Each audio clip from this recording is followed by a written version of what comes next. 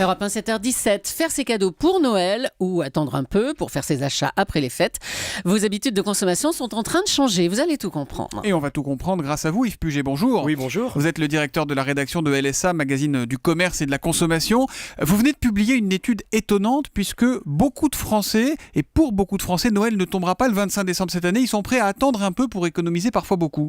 Oui, on s'est posé la question avec l'agence CACOM et effectivement 31% des Français disent qu'ils pourraient effectivement acheter leur cadeau de Noël en janvier, ce qui nous a fortement étonnés. C'est presque 1 sur 3 quand même. C'est presque 1 sur 3. Finalement, c'est un vieux phénomène. On a tous eu une grand-mère, un grand-père qui nous donnait un petit billet de 20 francs à l'époque et qu'on allait dépenser au mois de janvier. Donc ça existe depuis longtemps. Simplement, ça s'est amplifié pour beaucoup de raisons, dont la crise bien évidemment. C'est vrai pour toutes les générations, toutes les classes sociales confondues ou Et pas? non, C'est une nouvelle habitude ou... C'est ça qui est intéressant. D'abord, il y a ceux qui ont des problèmes de pouvoir d'achat, donc ce sont les inactifs, les revenus inférieurs à 1 200 € par mois, et les jeunes, 40% des moins de 25 ans, ce qui veut dire que ça s'inscrit dans de nouveaux codes de consommation. Mais c'est quand même donc une première motivation économique. La première motivation, elle est économique, c'est-à-dire qu'effectivement, je vais pas dépenser aujourd'hui, et dans 15 jours, j'ai des soldes, 50, 60, 70%, donc j'attends pour avoir tout simplement l'objet que je veux. Je veux pas un objet inférieur, c'est l'objet que je veux, donc je veux attendre. Donc je patiente, mais pour la même chose. Pour la même chose. En fait, je suis moins dupe, quoi. Je sais que je vais avoir le même produit à moins 50%. La deuxième raison, c'est tout simplement l'offre qui s'est complexifiée. Il y a beaucoup de parents, donc de tantes, de grand-mères, de grands-pères qui se disent je n'y comprends plus rien dans les jeux. Quelles normes, est-ce que c'est une, je vais pas dire des marques, etc. Ouais. Donc, comme on ne sait pas qu'acheter, vu qu'on n'y comprend rien, vu que c'est très complexe, on va donner des chèques cadeaux aux enfants. Et comme ça, ils vont se débrouiller. Et ils vont acheter, eux, tout simplement en janvier. Et ça, la petite enveloppe, l'enveloppe d'argent, c'est quelque chose dans nos nouvelles habitudes de Noël qui se développe vraiment? Oui, au pied du sapin, cette année, il y aura beaucoup de chèques cadeaux. Bon, c'est un peu triste, c'est un peu triste. Cadeaux, mais... Ça, c'est la deuxième raison. La troisième raison, tout simplement, c'est qu'on voit que les consommateurs connaissent très bien les codes de la consommation et qu'ils sont en train, tout simplement, de les contourner. Les Français ont tout compris aujourd'hui de la consommation. On ne peut plus les berner. Donc, ils savent très bien que dans 15 jours, il y a les soldes. Et ils se disent, il n'y a pas beaucoup de promos avant Noël. On va attendre. Ça, c'est une autre raison. Et enfin, en même temps, pardon, mais tout ce qu'on trouve au pied du sapin ne sera pas soldé dans 15 jours. C'est vrai pour les vêtements, mais par exemple, les consoles de jeux dont vous parliez, elles sont exactement au même prix au 15 janvier qu'aujourd'hui, non? Il y a des Français qui se font tout simplement, qui s'offrent des objets électroniques, du gros électroménager, du petit électroménager. La cooking machine, c'est très à la mode, ça coûte très cher. La cooking machine, c'est tout simplement ces robots ménagers qui font la cuisine, qui coûtent à peu près 500 €. Ça coûte très cher, mais ça marche très bien, parce qu'il y a le retour à la cuisine qui se fait fortement. Et ça sera moins cher si on l'achète en janvier? Il y a des soldes en janvier. Il y a des soldes aussi là-dessus. Il n'y a pas que le textile. Donc les Français, ils ont bien repéré ça. C'est qu'aujourd'hui, un Français, qu'est-ce qu'il fait? Il fait quasiment une étude de marché avant de faire un achat. C'est le phénomène Internet.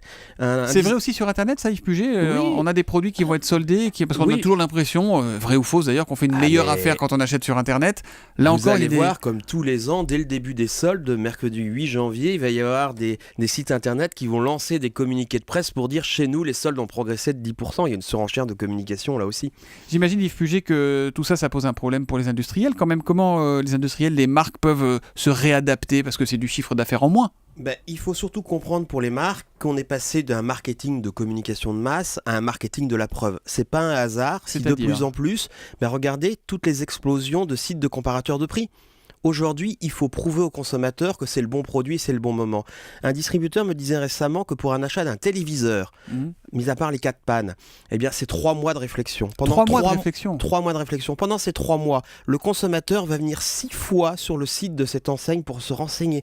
Parce qu'il a été dans beaucoup de sites internet, il a été dans des magasins pour comparer. On réfléchit, on compare finalement ce que je disais, on fait quasiment des études de marché. Un petit mot de ces comparateurs de prix, parce qu'on ne sait jamais s'ils sont vendus à des marques ou pas finalement. Est-ce qu'ils sont vraiment objectifs, et peut-on l'être? Ils sont objectifs, mais ils ne donnent que leur vérité. C'est-à-dire que si vous allez sur les comparateurs de prix de Drive, par exemple, ça ne compare que les produits qui sont sur les Drive. Un Drive, c'est 5000 références.